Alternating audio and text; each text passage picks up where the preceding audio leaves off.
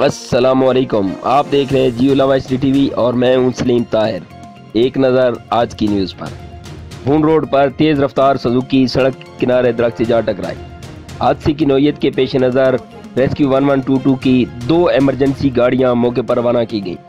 Bilal Qasim shift in charge ने बताया कि सेल्स वाली सुजुकी कलर कार से वापस आ रही थी कि टेक ऑफ करते हुए तेज़ रफ्तारी के बायस गाड़ी कंट्रोल में ना रह सकी। नतीजतन सुजुकी सड़क किनारे से उतर गई और दरख्त से जा टकराई। ड्राइवर की टांगें कैबिन में फंस गई, जो रेस्क्यू ने दरवाजा तोड़कर निकाली। सोहेल नामी शख्स जो फैसल कॉलोनी का रहायशी है को शदीद जख्मी हालत में इब्तदाई तिब्बी इमदाद मुहैया करने के बाद रेस्क्यूज ने डिस्ट्रिक्ट हेडक्वार्टर चकवाल मुंतकिल कर दी।